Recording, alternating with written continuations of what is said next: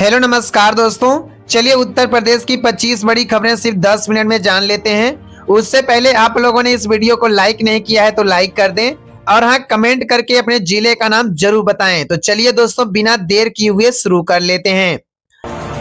UP में petrol diesel के नए दाम जारी। 6 मार्च की सुबह पूरे उत्तर प्रदेश में पेट्रोल और डीजल के नए रेट जारी किए गए। कई शहरों में तेल की कीमतों में हल्का बदलाव देखा गया, जैसे कि लखनऊ, मेरठ और कानपुर में पेट्रोल के दाम में थोड़ा इजाफा दर्ज किया गया। हर दिन सुबह 6 बजे तेल कंपनियां नए रेट जारी करती हैं। उत्तर प्रदेश में किसानों को कृषि मशीनों पर सब्सिडी। उत्तर प्रदेश सरकार किसानों की मदद के लिए कृषि मशीनों पर सब्सिडी दे रही है। इस योजना के तहत ट्रैक्टर के उपकरण, हैप्पी सीडर, रोटावेटर जैसी मशीनें कम कीमत पर मिल सकती हैं।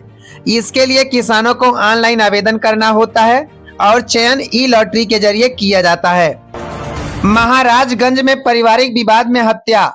जी हां दोस्तों, महाराजगंज जिले में घरेलू विवाद के दौरान एक युवक ने अपनी पत्नी पर कुल्हाड़ी से हमला कर उसकी हत्या कर दी। घटना के बाद आरोपी फरार हो गया और पुलिस उसकी तलाश कर रही है। आगरा में होली पर शराब की रिकॉर्ड बिक्री। आगरा जिले में होली के मौके पर शराब की बिक्री ने नया रिकॉर्ड बना दिया। रिपोर्ट के अनुसार सिर्फ 3 दिन में लगभग 36 करोड़ रुपए की शराब बिक गई। अंग्रेजी शराब और बियर की मांग सबसे ज्यादा रही, जबकि देसी शराब की बिक्री काफी बढ़ी। अधिकारियों का कहना है कि पिछले साल की तुलना में इस बार लगभग 25% ज्यादा बिक्री दर्ज की गई। छात्रों के लिए छात्रवृत्ति योजना अपडेट। राज्य में चल रही यूपी स्कॉलरशिप योजना के तहत हजारों छात्रों को आर्थिक सहायता दी जाती है। इस योजना में स्कूल और कॉलेज के छात्र आवेदन कर सकते हैं। जल्द ही कई छात्रों के बैंक खातों में छात्रवृत्ति की राशि भेजने की प्रक्रिया शुरू होने वाली है। युवाओं के लिए स्किल ट्रेनिंग कार्यक्रम। युवाओं को रोजगार दिलाने के लिए सरकार स्किल डेवलपमेंट मिशन के तहत ट्रेनिंग दे रही है। इसमें कंप्यूटर, हेल्थ केयर, कपड़ा उद्योग और कई तकनीकी क्षेत्रों की ट्रेनिंग शामिल है। ट्रेनिंग पूरी होने के बाद युवाओं को नौकरी के अवसर भी मिल सकते हैं। रमजान के कारण मस्जिदों में इफ्तार की तैयारी। इस समय पूरे उत्तर प्रदेश में रमजान का महीना चल रहा है। शुक्रवार 6 मार्च को रोजेदार शाम को सूर्यास्त के बाद अपना रोजा खोलेंगे। वाराणसी, प्रयागराज, अलीगढ़ और बरेली समेत कई शहरों में मस्जिदों और दरगाहों पर सामूहिक इफ्तार की तैयारी की जा रही है। ग्रामीण क्षेत्रों में बिजली बिल जमा करने की नई सुविधा। ग्रामीण इलाकों में लोगों की सुविधा के लिए विद्युत सखी योजना चलाई जा रही है, जिसके तहत गांव की महिलाएं घर घर जाकर बिजली बिल जमा कराने में मदद करती हैं, जिससे लोगों को दूर बिजली ऑफिस जाने की जरूरत नहीं पड़ती। वाराणसी में सड़क चौड़ीकरण अभियान शुरू। वाराणसी शहर और आसपास के ग्रामीण मार्गों को बेहतर बनाने के लिए प्रशासन ने सड़क चौड़ीकरण का काम शुरू किया है। अधिकारियों के अनुसार इससे गांव से शहर आने जाने वाले लोगों को जाम से राहत मिलेगी और व्यापारिक गतिविधियां भी बढ़ेंगी। आगरा में एक सरफरा व्यापारी से 2.5 करोड़ रुपए की रंगदारी मांगी गई थी। पुलिस ने मामले में 4 आरोपियों को गिरफ्तार कर लिया है। रिहंद बांध क्षेत्र में पर्यटन बढ़ाने की तैयारी। सोनभद्र के रिहंद बांध इलाके को पर्यटन स्थल के रूप में विकसित करने की योजना पर काम शुरू हुआ है। प्रशासन का कहना है कि इससे स्थानीय युवाओं को रोजगार मिलेगा और छोटे व्यापारियों की आय बढ़ेगी। सोनभद्र के गांव में बिजली सुधार अभियान। लगातार मिल रही शिकायतों के बाद बिजली विभाग ने ग्रामीण फीडरों की जांच शुरू की है। खराब ट्रांसफार्मर बदलने और तारों की मरम्मत का काम तेजी से किया जा रहा है, ताकि किसानों को सिंचाई से परेशानी न हो। लखनऊ में ट्रैफिक व्यवस्था कड़ी। होली और त्योहारों के कारण शहर में भीड़ बढ़ने पर ट्रैफिक पुलिस ने कई जगह नई ट्रैफिक व्यवस्था लागू की और चेकिंग अभियान चलाया। वाराणसी के घाटों पर सफाई अभियान। नगर निगम ने गंगा घाटों पर विशेष सफाई अभियान चलाया, ताकि पर्यटकों और श्रद्धालुओं को साफ सुथरा वातावरण मिल सके। यूपी में बड़ा इंडस्ट्रियल प्रोजेक्ट। उत्तर प्रदेश सरकार 594 किलोमीटर लंबे गंगा एक्सप्रेसवे के आसपास कई औद्योगिक कॉरिडोर बनाने की योजना बना रही है। इससे कई जिलों में फैक्ट्रियां लगेंगी और रोजगार बढ़ेगा। नोएडा में नई मेट्रो योजना पर चर्चा। नोएडा और ग्रेटर नोएडा में ट्रैफिक कम करने के लिए नई मेट्रो लाइन विस्तार योजना पर अधिकारियों की बैठक हुई। कानपुर में बिजली चोरी के खिलाफ अभियान। बिजली विभाग ने कई इलाकों में बिजली चोरी पकड़ने के लिए छापेमारी की और कई कनेक्शन काटे गए।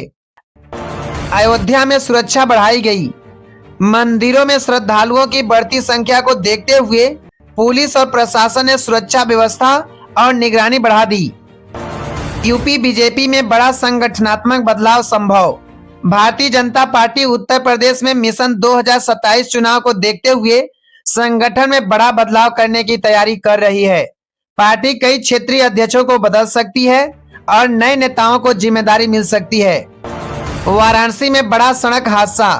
वाराणसी में मथुरा से दर्शन करके लौट रहे श्रद्धालुओं की पिकअप गाड़ी पलट गई, जिसमें लगभग 10 लोग घायल हो गए। पुलिस ने घायलों को अस्पताल में भर्ती कराया। यूपी में खेल सुविधाओं का विस्तार। उत्तर प्रदेश सरकार ग्रामीण इलाकों में नई स्टेडियम और स्पोर्ट्स ग्राउंड बना रही है ताकि गांव के युवाओं को खेल की बेहतर सुविधा मिल सके। यूपी में मौसम अपडेट। लखनऊ और नोएडा समेत कई जिलों में काफी तेज धूप पड़ रही है और तापमान लगभग 32 से 35 डिग्री सेल्सियस तक पहुंच चुका है।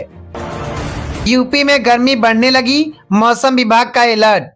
मार्च की शुरुआत के साथ ही उत्तर प्रदेश के कई जिलों में गर्मी का असर दिखने लगा है। दिन में तेज धूप और शुष्क मौसम के कारण तापमान धीरे धीरे बढ़ रहा है। नोएडा, लखनऊ और कानपुर जैसे शहरों में तापमान लगभग 32 से 35 डिग्री सेल्सियस पहुंचने की संभावना बताई गई है। उत्तर प्रदेश में पर्यावरण अभियान। उत्तर प्रदेश सरकार ने वर्ष 2026 में लगभग 35 करोड़ पौधे लगाने का लक्ष्य रखा है। यह अभियान राज्य के लगभग अलग अलग जिलों में चलाया जाएगा। सरकार का उद्देश्य पर्यावरण संरक्षण, हरियाली बढ़ाना और जलवायु परिवर्तन के प्रभाव को कम करना है। वाराणसी में गंगा प्रदूषण पर बड़ा आदेश। नेशनल ग्रीन ट्रिब्यूनल (NGT) ने अधिकारियों को आदेश दिया है कि वाराणसी में गंगा में गिर रहे सीवेज को रोकने की प्रगति रिपोर्ट जल्द पेश की जाए। इससे गंगा की सफाई पर सख्ती बढ़ेगी। सोनभद्र में खनन क्षेत्र की जांच तेज। सोनभद्र जिले में खनन गतिविधियों को लेकर प्रशासन ने सख्ती बढ़ा दी है।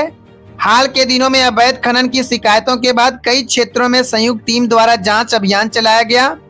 अधिकारियों ने बताया कि नियमों का उल्लंघन करने वालों पर जुर्माना और लाइसेंस कार्रवाई की जाएगी, जिससे स्थानीय ग्रामीणों में पर्यावरण सुरक्षा को लेकर उम्मीद बढ़ी है। गन्ना भुगतान को लेकर किसानों को राहत। उत्तर प्रदेश सरकार ने गन्ना किसानों के बकाया भुगतान को तेजी से निपटाने के निर्देश जारी किए हैं। कई जिलों में चीनी मिलों को समय सीमा के भीतर भुगतान करने को कहा गया है। ग्रामीण इलाकों में किसानों ने बताया कि लंबे समय से रुका पैसा मिलने की उम्मीद से खेती की तैयारी आसान होगी और अगली फसल के लिए खाद बीज खरीदने में मदद मिलेगी। आजमगढ़ में ट्रैक्टर पलटने से हादसा। आजमगढ़ जिले के एक गांव में खेत से लौटते समय ट्रैक्टर अनियंत्रित होकर पलट गया, जिसमें चालक घायल हो गया। ग्रामीणों ने तुरंत अस्पताल पहुंचाया, जहां इलाज चल रहा है। पुलिस ने लोगों से ओवरलोडिंग न करने की अपील की है। तो जी हां दोस्तों, इसी प्रकार की हर नई अपडेट्स पाने के लिए हमारे इस YouTube चैनल को सब्सक्राइब करें और हाँ, बेल आइकन को दबाना बिल्कुल ना भूलें। तो चलिए दोस्तों, आज के लिए बाय बाय। जय हिंद, जय भारत।